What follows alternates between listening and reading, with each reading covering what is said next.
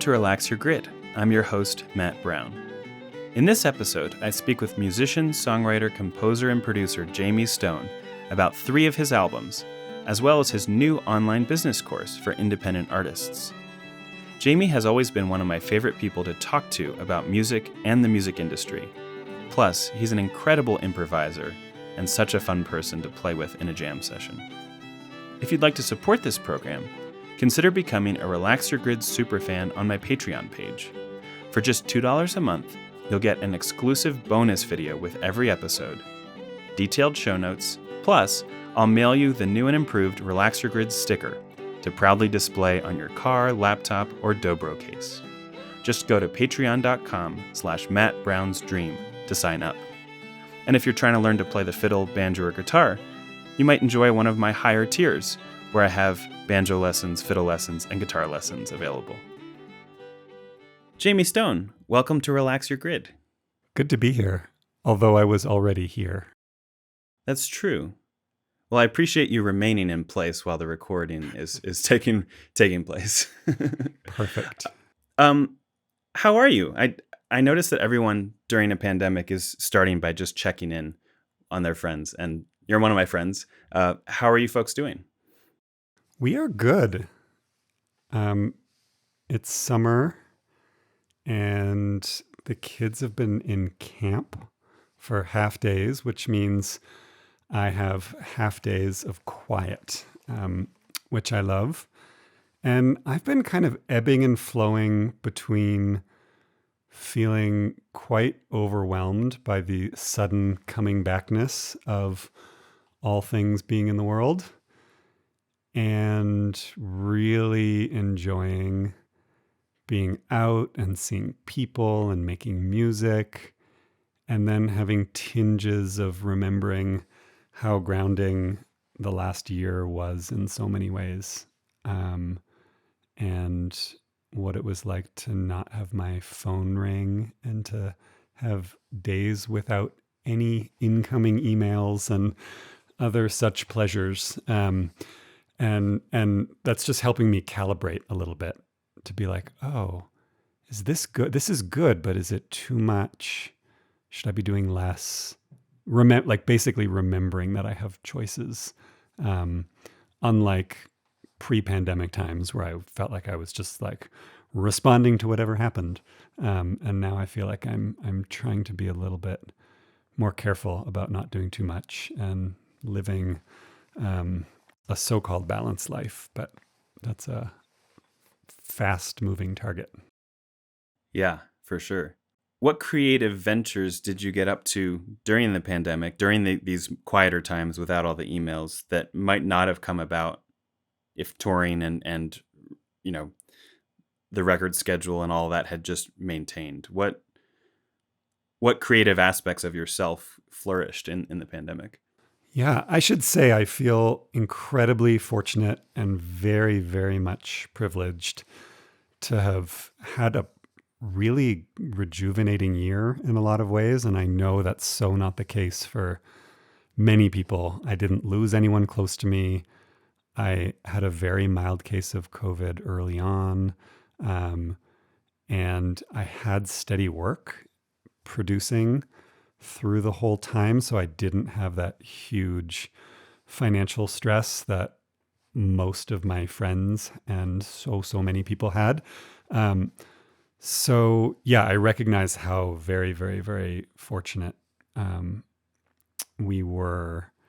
And because of that, I was able to really enjoy having a lot more time. You know me, I have like endless creative ideas, and there's certainly never enough hours in the day to do them all. And I feel like some like long dreams, one of which was to, spend a lot more energy on my home studio. And I was able to do that, and I recorded a lot of music, and I wrote a lot, and I did some co-writing, and I spent a lot of time practicing guitar that I'd been wanting to do for a number of years. And I took some voice lessons, and I took some time off when I needed it. And, it was quite fruitful, really. And I think for a long time, it's funny because when I was a kid, I used to have this like long running fantasy that I could pause. Like everybody has like a superpower they wish they could fly or what have you. And I always wanted to pause the world. So like I could keep doing what I needed to do. And it was actually a way I think of just like slowing things down that felt like they were moving too fast. And I could catch up or think about what I wanted to say or do, or just have time to like, you know, quiet down for a while. And I really feel like this year was that wish, you know, felt like everything kind of paused, and yet I had space and time to actually catch up on all these things that I've been wanting to do, you know, songs I wanted to write, and, you know, time, you know, there's sometimes these paths that I want to go down, but I know they'll take a really long time and I don't have it. And so I don't start. So there were things like, you know, I really got deep into using Ableton, for instance. And that's just like such a deep well and a bit of a Pandora's box.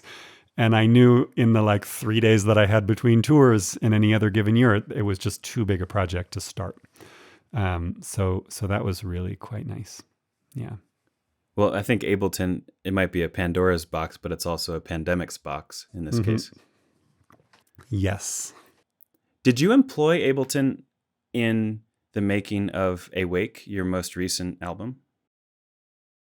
I got Ableton later in the process of making that record, and I did all the drum programming on Troubled About My Soul in Ableton. And I believe that was the only one that I actually used that for. But you foresee using it a lot more going forward? Yeah, for a while, much of the last year, it was the place I started every song or tune. Wow, cool. Father, he got worried all about his soul. Just as soon as his feet strike sand, he won't be worried no more. I am troubled. Do you remember who introduced us? I can't remember. I feel like it was someone who said you two ought to know each other, and you reached out because you were coming to Colorado as you do every summer.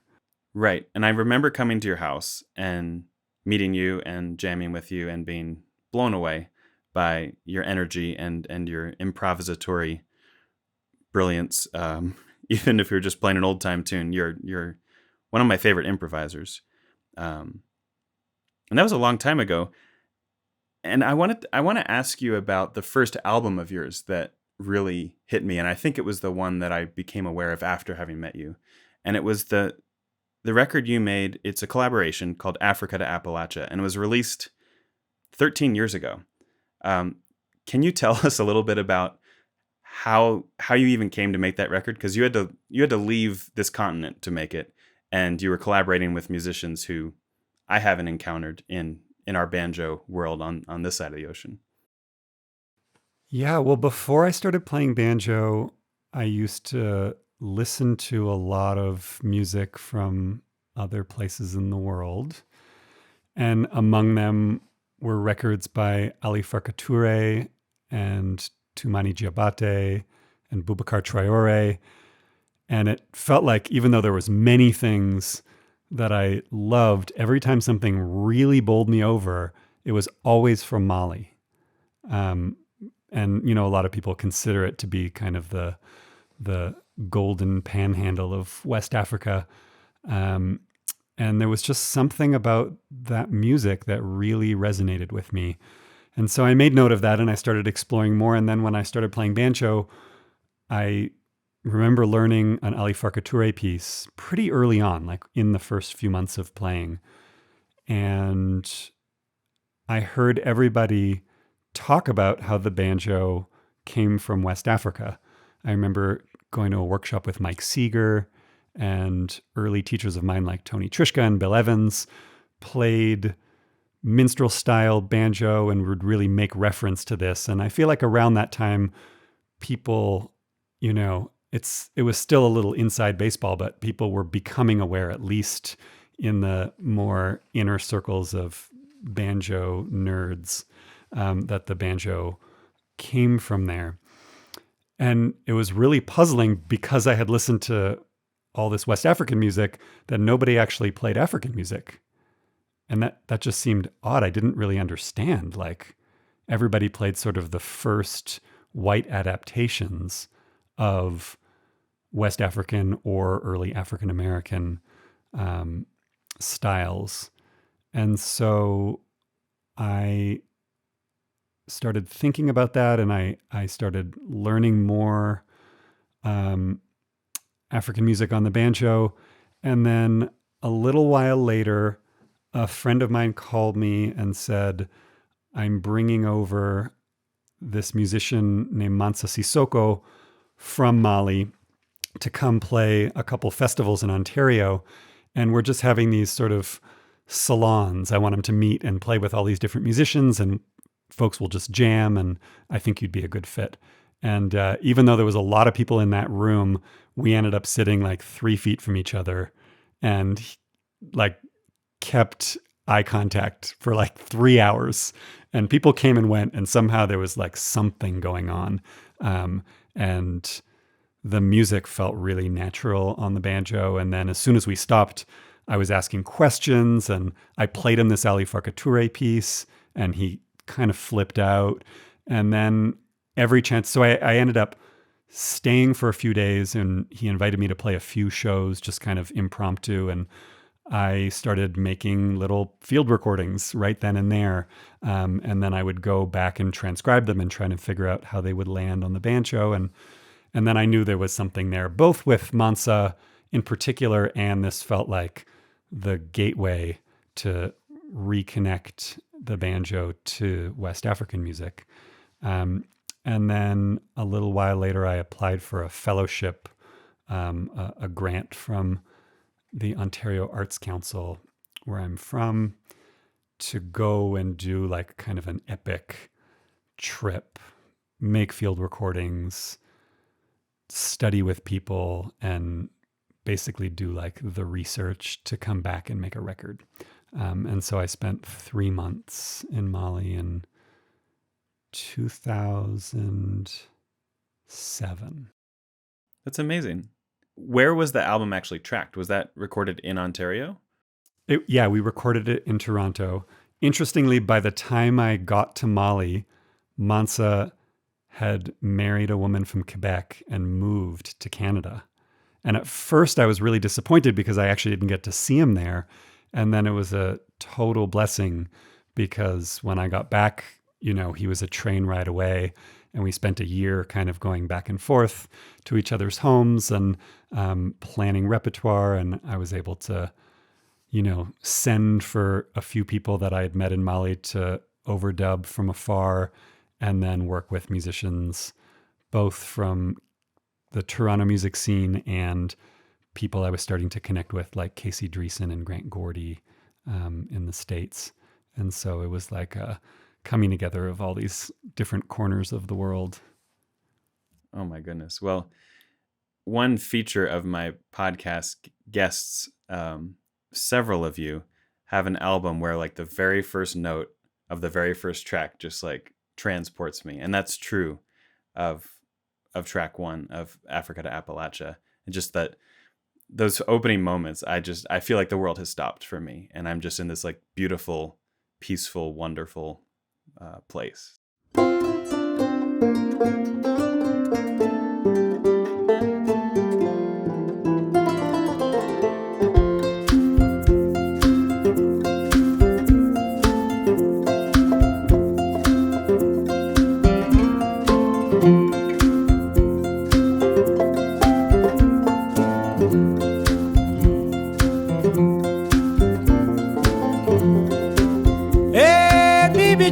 bibi jigita simbo iniwale bibi wo mansa bibi le wo kono bulukulunte kodi tonya simbo nata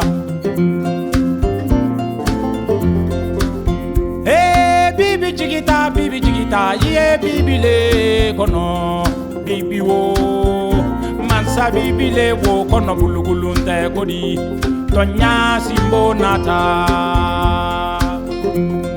jaga simbo le no ye kanye simbo ne ma ye kulanja mani ba mon kono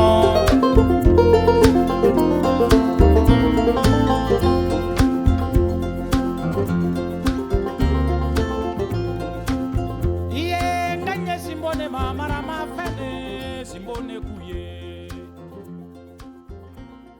I thank you for making that album, and from everything I know about you, you're the kind of person who does the work. Like, you went to Mali for 3 months. It wasn't a weekend there so you could say you'd been there. You took the time because that's how you pursue these projects. And it's really interesting to look at your output from there to the present, because I want to ask you about the Lomax project, which was another incredible undertaking. But there are albums where you just dedicate yourself to music of the world, both the real and the imagined worlds. And I don't know of a banjo player who has done the full scope of what you're doing on each album. And that's why I'm so excited to know you and to learn from you and to have you on this program. Can you talk about why the Lomax project was an important album for you to make?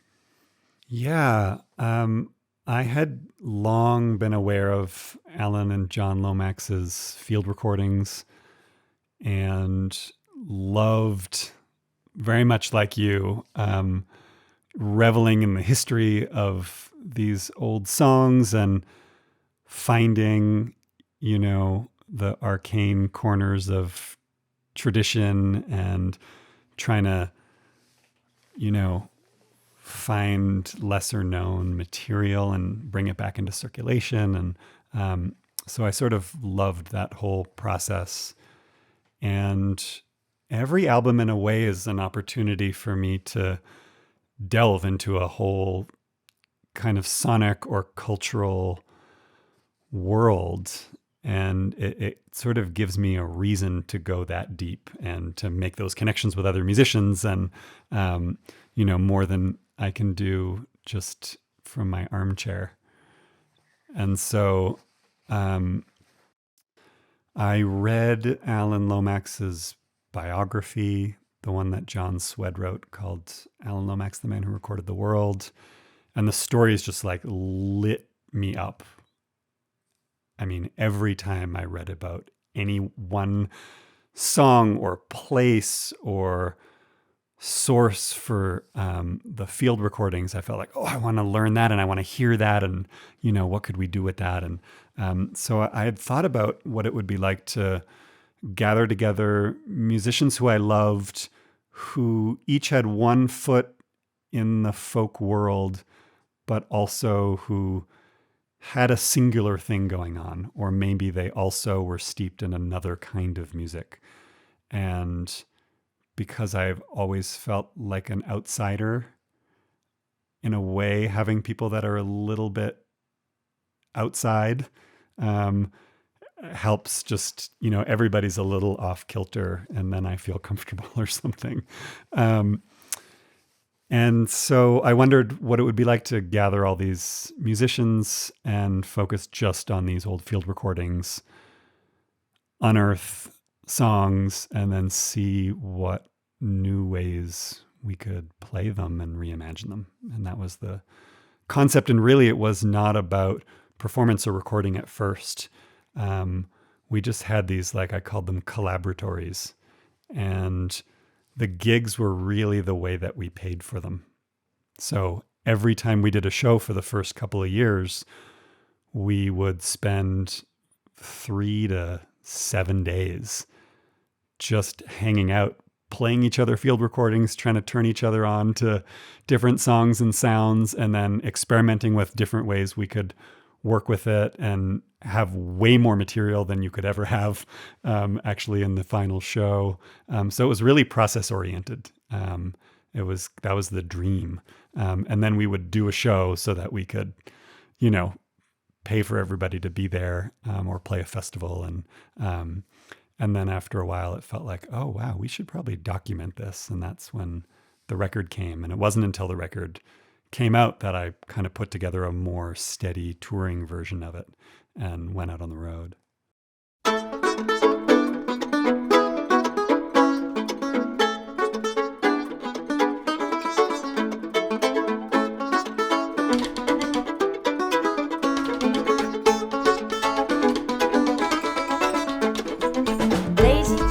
Lazy John, tell me where you've been. I just been down to Lazy Town, I'm going back again. Oh baby, oh oh, oh baby, oh oh, oh baby, oh oh, I'm going back again. Lazy John, who's your family? Folks made whiskey in a swamp, slept in a hollow tree. Oh baby, oh oh, oh baby, oh oh, oh baby, oh oh, they slept in a hollow tree.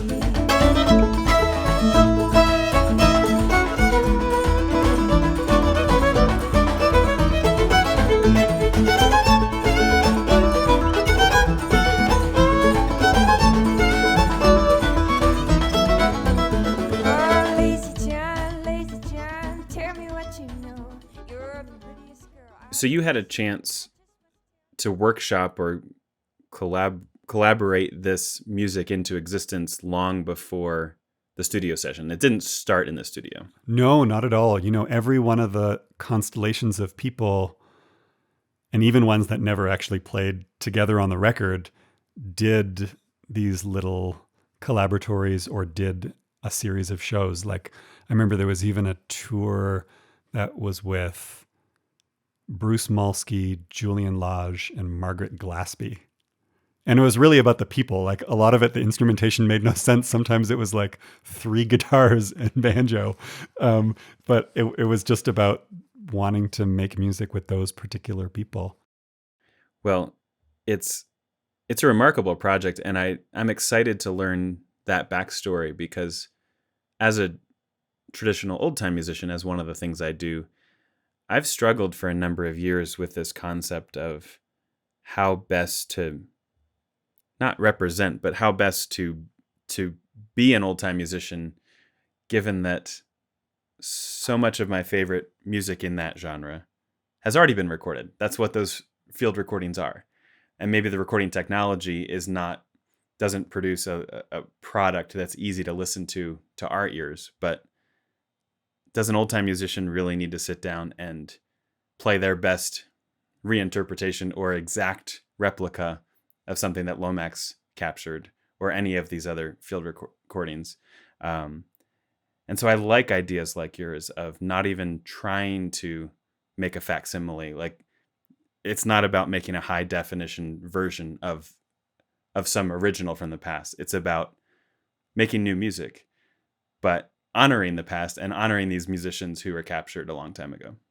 Yeah, just a few days ago, I did this program that the Library of Congress is sponsoring, where they have about 100 people come on Zoom and hear the backstory of an old field recording that they have in their archive, and then teach everybody to sing, and everybody sings along muted. And then we have a discussion about the whole process. And part of that is we played the original Bessie Jones version of a song that I sang. And, what I said was totally true. Her version is perfect. It doesn't need anything. It doesn't need another version like that. I wanted to do something kind of wildly different that hopefully I feel, honors the heart of the piece and helps bring people in and kind of scatter these seeds so another generation can sow them and see what will come and hopefully usher people back to listen to Bessie Jones again. But with very few exceptions, it felt like if I was just going to do what they did, why not listen to them do it? Exactly. But I can offer my own perspective, and also I just can't help it. You know, like Right. these songs come into my orbit and wind up steeping with the things that are already just around me at the time. And even the versions of songs change over the years because I'm changing, and what I want to hear out of them and what I hear in them is shifting. And I feel like that's what I call the folk process. That's what it is. We're like playing Broken Telephone across the generations. And then we're also even playing Broken Telephone with ourselves. You know, like I feel like hopefully if I can stay open enough, I come back to material after a few months or a year and I hear it different and I sing it different and I go, I can't remember how I used to play it, but maybe this is how I'll play it now. That is such a good point. I have a very vivid memory of when that concept actually sunk in for me, and it's with someone with whom you and I have both recorded. So Tim O'Brien was on this Lomax project of yours. I was very lucky to get to work with him for my album My Native Home. But before I ever did that, I remember going to one of his shows. I forget where it was, but he played some song that I'd heard before, either on Fiddler's Green, off of Fiddler's Green, or Songs from the Mountain. And I was staggered to hear him play the song quite differently than it was on the record. And in retrospect, that is the most obvious thing that could have happened. Like, why would I expect anyone in any genre? It's not just a jazz thing, but in any of these genres, why would I expect someone to sing something in 2008 the way they did it in a studio in 2004 or whatever? And even within traditional music, or especially within traditional music, I think we have to free ourselves from ever thinking that we're stuck in these hard, prisons of the past, even of our own pasts. Yeah, I mean, I like to imagine that back in the day, when this music was truly the people's music, and if you needed a song, you had to make it yourself before recordings, and, when radio was not ubiquitous. I imagine somebody like blowing through town, playing a song, you hear it once, and then they're gone, and you're dealing with your memory of it, and you might misremember lyrics, or maybe you don't play the same instrument they do, and you slowly kind of piece together something that is a combination of what you remember and what they did and what you end up inventing, and then somebody might come and record that, and then we learn it note for note, Right. But I think the whole thing was always a lot more fluid than it seems. Yeah. It took me a while to realize that. And I still forget it sometimes. Mm-hmm. But all it takes is hearing, like you're alluding to, two field recordings from the same person, but from a different day. Mm-hmm. Mm-hmm. And we start to hear things like that. What was it that brought you to the banjo in the first place? Because you mentioned that you were making music prior to the banjo. How did you come to the instrument? I heard Bela Fleck's Tales from the Acoustic Planet, Volume 1, and it quickly became my favorite record. How old would you have been? 15. And it actually took me a while to realize he played the banjo. Not because I didn't know what it was, but because what I loved about that record was the music.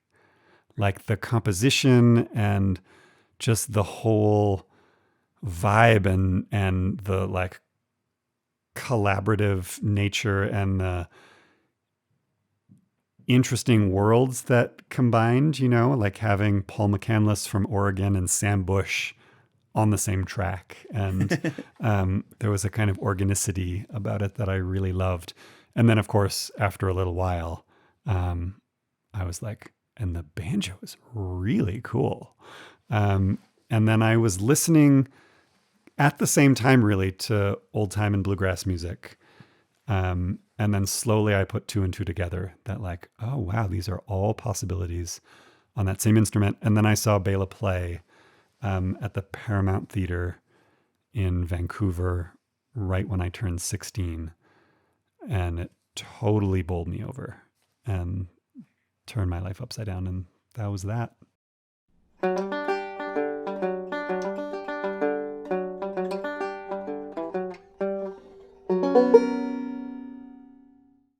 I love your banjo playing, Jayme. And when I first met you, what we did is we played fiddle and banjo.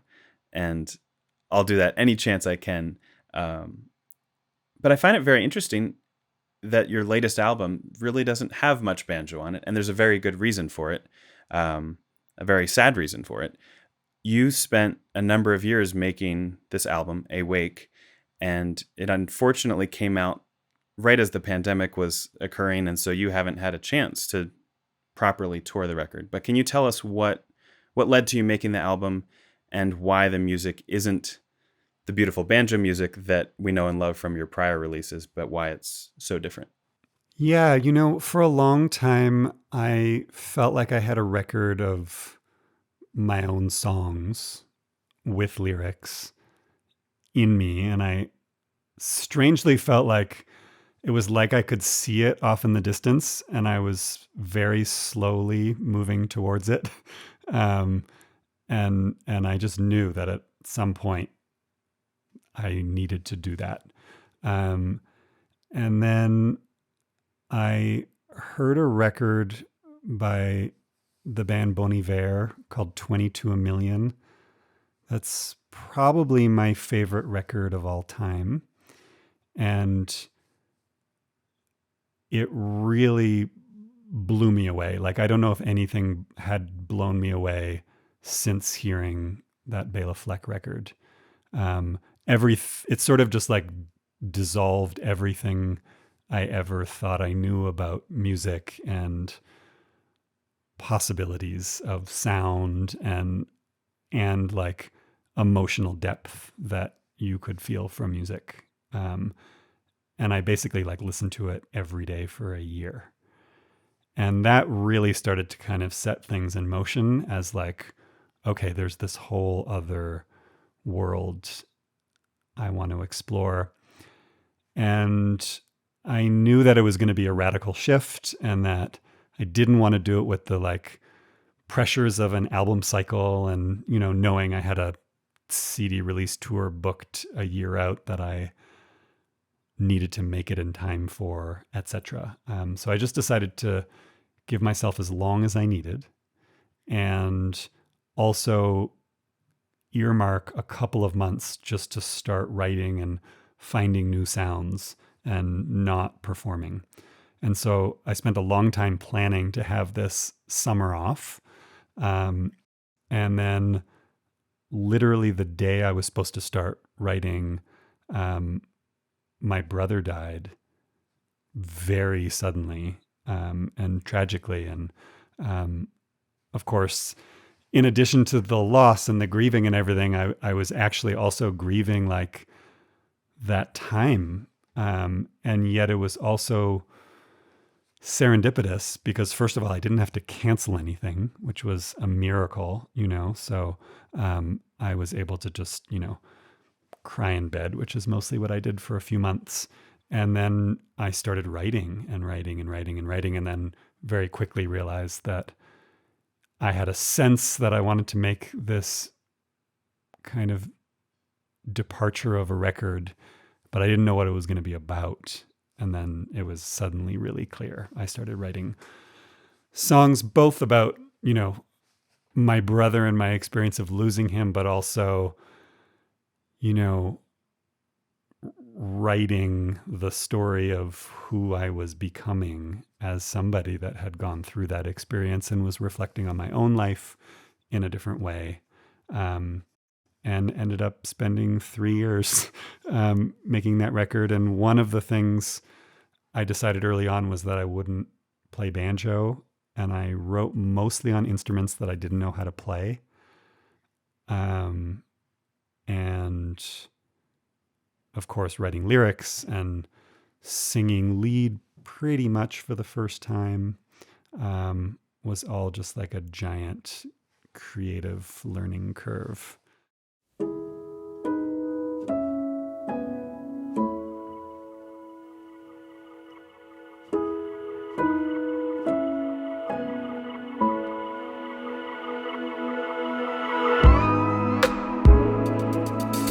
Summer will circle, it's coming undone.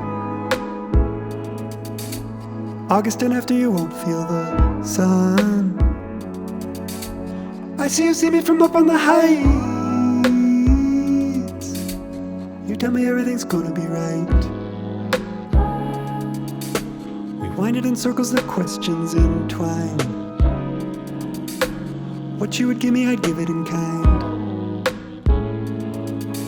The trees are still ringing, I'm ringing your phone.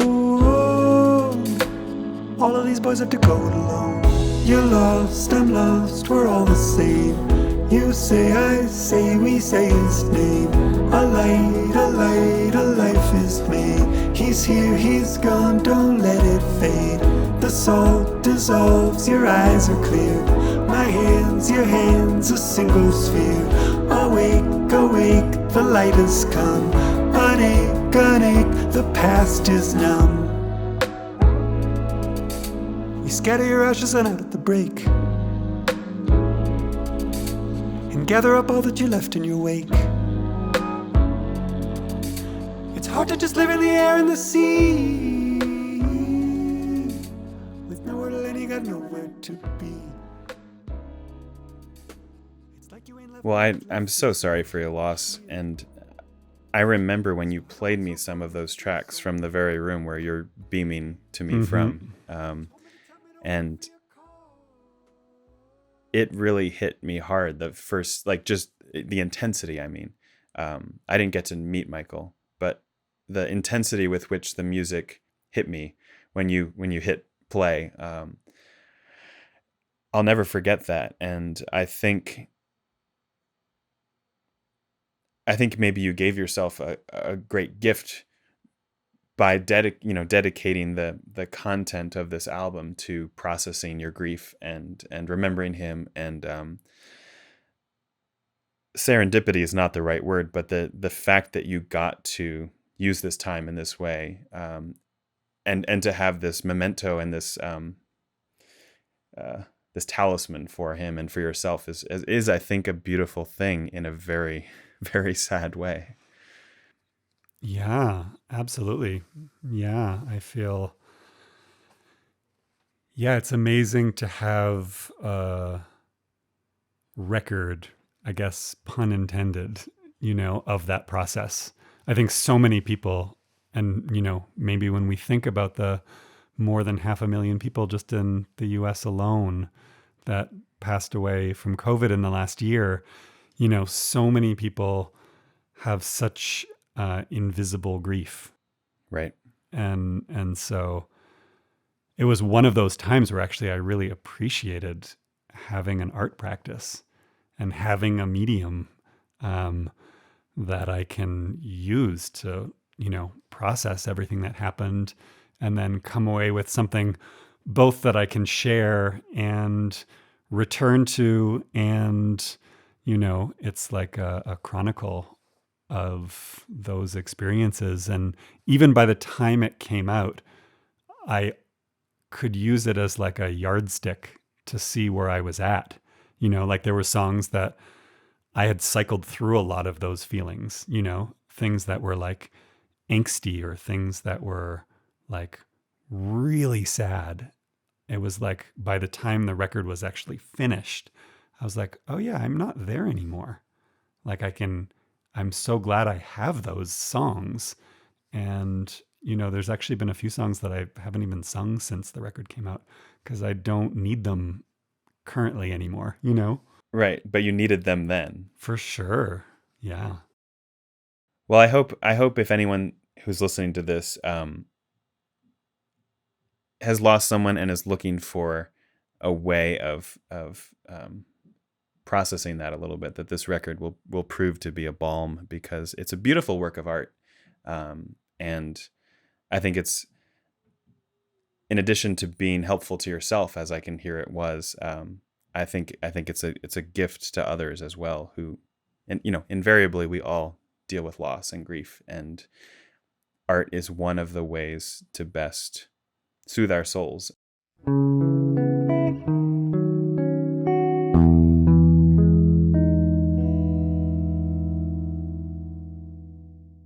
Do you have, you've mentioned 2 albums that have really transformed you or like fueled your fire. Do you have a particular album that, like late at night, if you couldn't fall asleep, that you would put on just to kind of soothe your soul? A couple things come to mind. One is a record by the German keyboard player and composer Niels Fromm called Solo. That's one of my favorite albums. And he plays an instrument called an una corda. There's only a handful of them in the world. And actually, we used one extensively on Awake. And it's an instrument he invented with a luthier, and it's a piano where there's one string per hammer. And there's no chassis on it.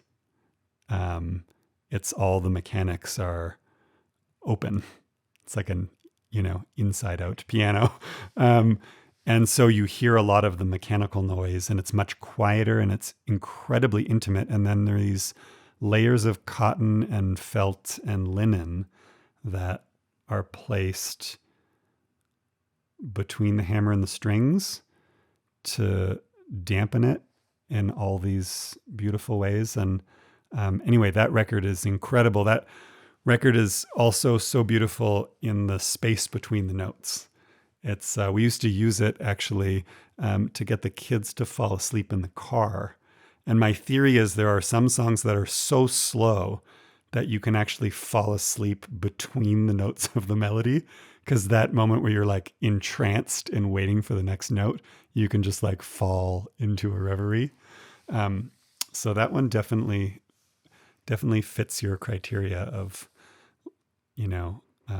music to put you to sleep. And then there's another record that I really love by a Welsh harpist named Catrin Finch in collaboration with a West African kora player named Sekou Keita. And I don't think I can even pronounce the record, plus I don't remember it, but it's not hard to find. And there's a song on there in particular called Future Strings that's so glorious. There's 40 plus strings of, Western and African harps all crisscrossing. And it's one of those collaborations where they really met in the middle. And I feel both of them being pulled very far into the other person's tradition in a way that they made something altogether new. And I do love that record. Wow. Well, thanks for sharing. That sounds great. And the latter definitely sounds like the kind of project you've embarked upon before, where it's not about comfort zones. It's about the space halfway between yours and someone else's, maybe.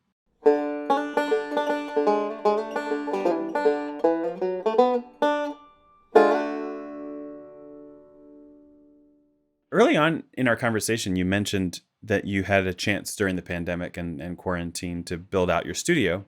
And I happen to know that one of the things you did in that process was record the debut forthcoming album for a young banjo player whom we both know named Max Allard. And Max has provided some of the incidental music on the first couple episodes of the podcast. So listeners have heard his boogie woogie banjo sounds occasionally on prior episodes, as well as some electric guitar riffs. And Max is going to be a guest in a couple of months to talk about that album. But I would just love, since you produced the album and engineered it, to just get a little, give me and the listener a little preview of what's coming from Max and that album, and what it was like to make it there in your basement. Yeah. Max is such a wonderfully deep musician and composer, and has such a brilliant mind and incredible way of getting around the banjo. And someone that already has a sound so singular and well developed at his young age. It's quite incredible. So yeah, it was a real joy. We spent a number of months back and forth on Zoom arranging things, and he was always so responsive. So he'd bring in something that certainly felt like it could have been perfect as it was, and I would share what I was hearing and possibilities, and in real time he would rewrite things right then and there, both incorporating suggestions and then also immediately pivoting them into things that he was now finding interesting. And so that process was, really, it was just, it felt like such a kind of like generous back and forth sharing of ideas. And then, we recorded here, and it was so nice to be home, and, we did the entire thing without headphones, no click. Most of what you hear on the record are full performances. I am someone that loves to edit, and yet the way that this project went down, most of them were just like untouched, full takes of things, which is just a testament to his playing and concentration, and just deep musicianship. So yeah, it was just great. We had a really, really, really good experience working together, and I'm super stoked for people to hear this record because it sounds like nothing else. Well, I'm sorry you didn't get to edit more, but I'm also glad you didn't have to. I've heard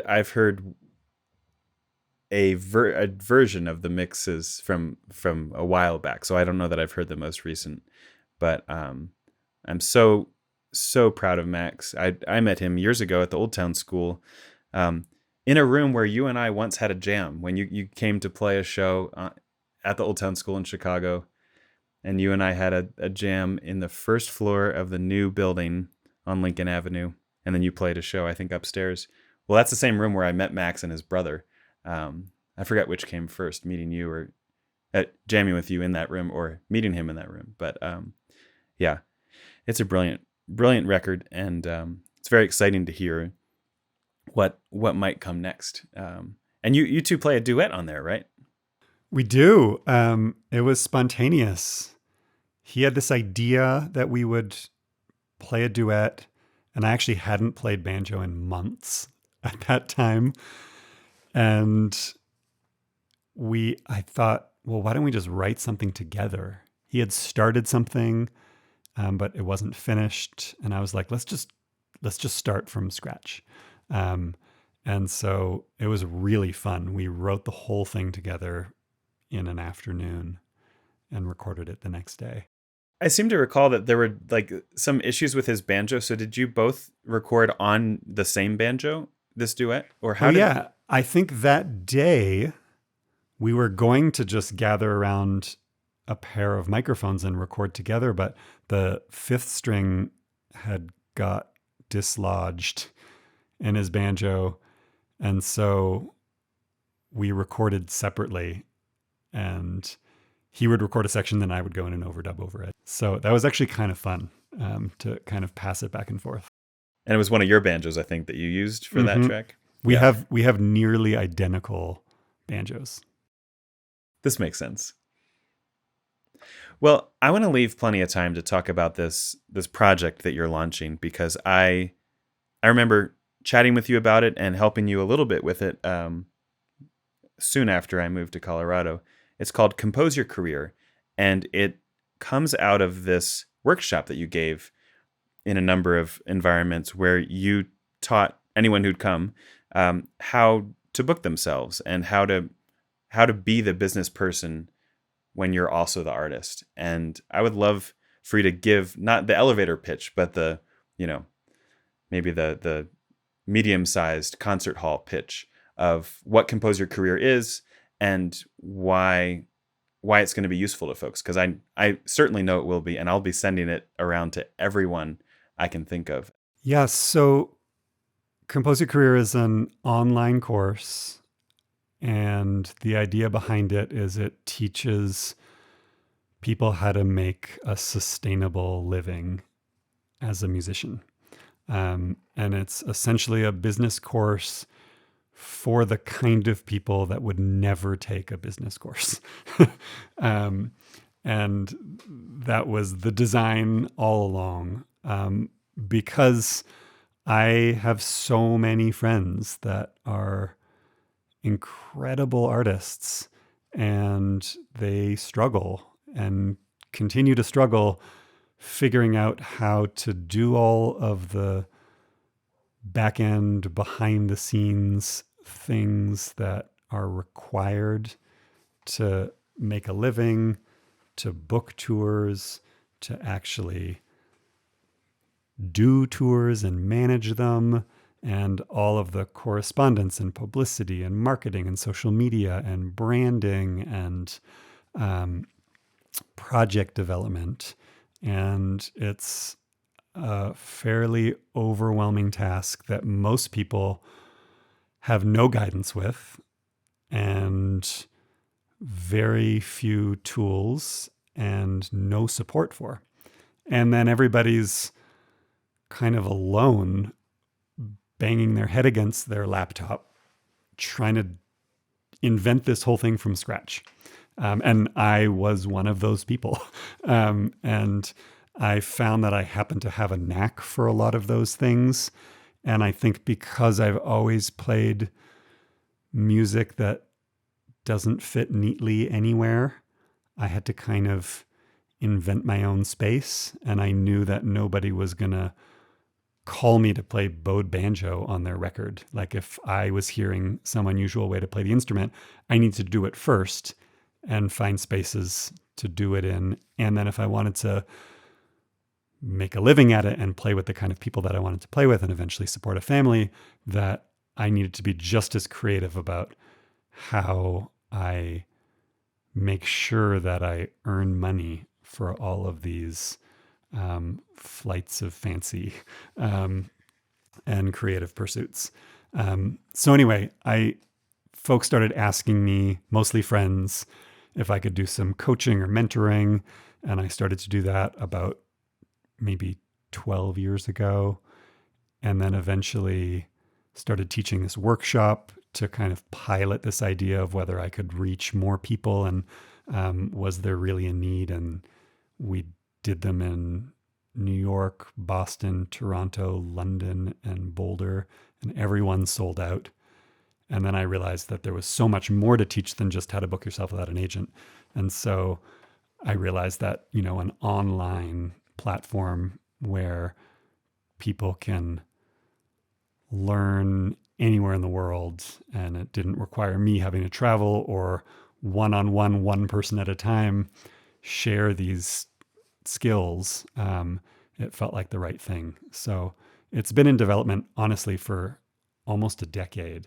And what's happened is I've continually been otherwise engaged playing music. And, to be honest, I never really wanted to make an online course. I just wanted to play music. And yet the idea continued to be relevant and nobody was doing it. And so finally this last year gave me a chance And I teamed up with an old friend and peer, Clay Ross, who I've known for a really long time and who has been an incredibly successful independent artist. He self-managed his band Ranky Tanky. They've won a Grammy. They were like topping Billboard charts and touring all over the world. And having a teammate really has made a big, big difference to actually finally making it happen. And so we're opening registration this summer, and the first course will launch in the fall. And it'll run twice a year. And what's the easiest way for folks to sign up to be in the know about this? Yeah, composeyourcareer.org is where you can find out all the details and everything that's in the modules, and soon to be announced guest faculty, which I'm really excited about. And they can, at the moment, sign up to hear about when registration opens, or likely by the time this podcast airs, registration will be open for a short time before we actually launch the course. And we're also on Instagram at Compose Your Career. Love it. All right. Well, before I let you go, I can't think of a better guest to ask the question that is posed in the title of this podcast. So, as I wrote to you earlier today, the concept behind Relax Your Grid is one where we muse on the value of quantization or the value of not having quantization. And I know that you've studied a variety of musics, some of which benefit from, the computer aid of a click track or a drum machine.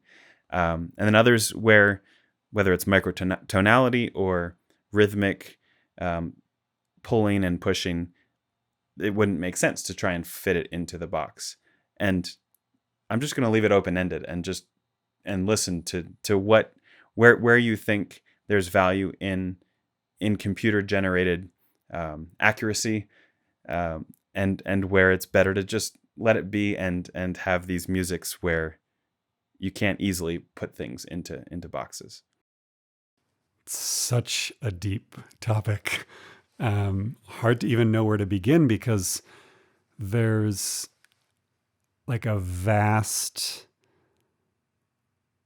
number of rhythmic possibilities and feel and groove situations within even one kind of music. Like, it would be tempting to start comparing hip hop to bluegrass, but like even within bluegrass, for instance, you hear these recordings of Bill Monroe, and the bass player is playing reasonably metronomic time. And because the bass player is doing that, Bill Monroe sometimes will start a solo like so far ahead of the beat, And yet, if everybody went with Bill, then the whole thing would rush. So the ability to push and pull the beat has to be in relation to something, right? There's nothing to relax if there is no implied grid. And so the magic, just like intonation, is that there is a definable, grid or measurement, that you could use, and the way that people push and pull, the way that an oboe player will play something as they'll call like a little bright, that will give the third in a chord, a certain sheen. That's part of what a classical oboe player understands is the medium to work with, and the same way, a piano will be in tune, but the singer might sing a third that's a little flat. That is a big part of the language of the blues, for instance. And so it's really that relationship. And I don't even want to say we have it between kinds of music. We have it between people, even in the same band, right? Like, you can have the banjo player actually playing with a lot of bounce, with a lot of swung sixteenths, and then a mandolin chopping very much more metronomically. And that rub is actually what creates groove.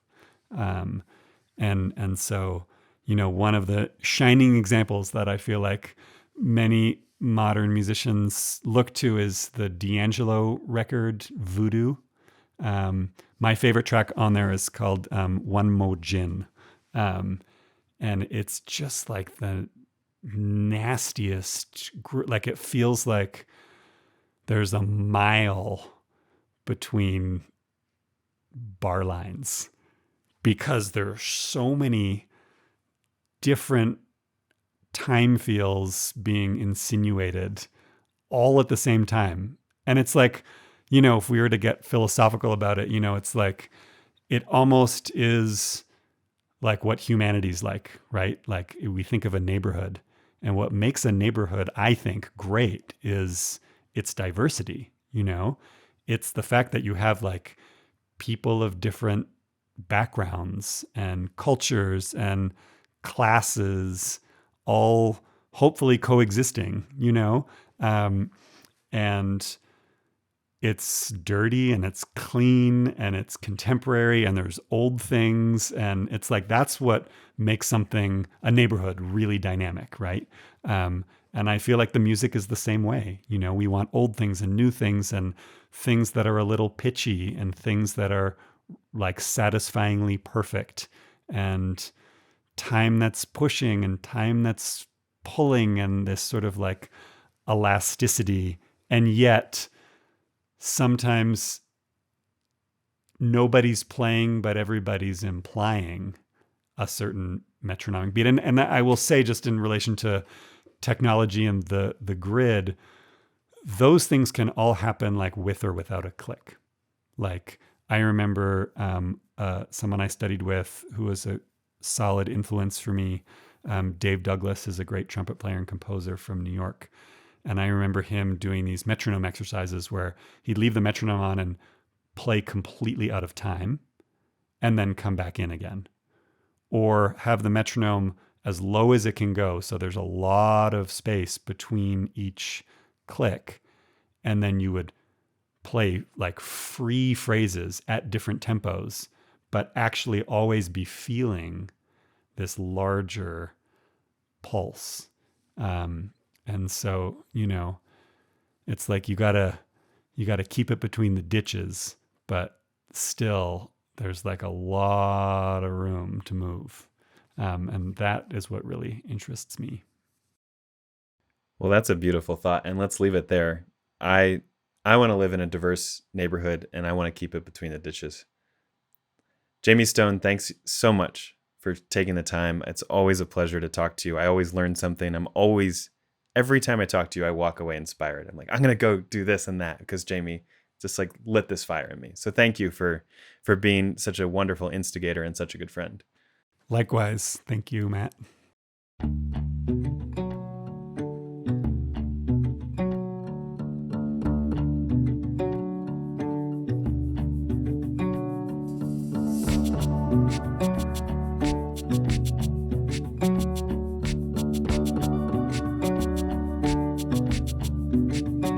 River bends, taste the silt and make amends. Mouth the words you couldn't say. You'll be cured of all the things you forgot to pray. First reverse, ooh, change your course. Cast the curse. There your eyes tumble low. Now you rise out your bed under Chiron's glow. Your sail is full. The harbor's past. You feel the pull. It's 10 below. You hardly speak. Tom below. The islands swim out past the creek. you feel it all? Can you see it all? Are you free at all? Gonna feel it all. Strike a spark. Wrap your arms around the dark. Stars align, Saturn turns, redesign everything you ever learned. So keep it pinned to your back and feel the wind. Mind the hurt, I couldn't stay. Fever burns everything you didn't say. Do you feel it all? Can you see it all? Are you free at all? Gonna feel it all.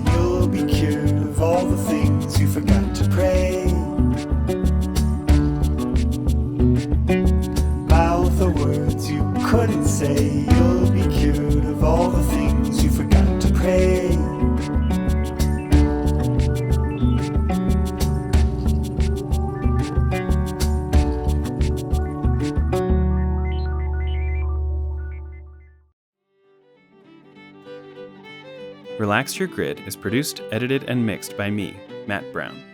Tim Brown provides post-production assistance, Otto Allard is my designer, Max Allard plays the banjo and guitar interludes sprinkled throughout each episode. Our theme song is The Big Scioty from my 2015 duet album Speed of the Plow with past guest Greg Reish. Tune in next time for an interview with my fiddle teacher and hero Bruce Molsky, who played and sang on Jayme Stone's Lomax project. After that, we'll have an episode with Max Allard himself to celebrate the forthcoming release of his debut album, which Jayme produced and engineered. But until then, relax your grid.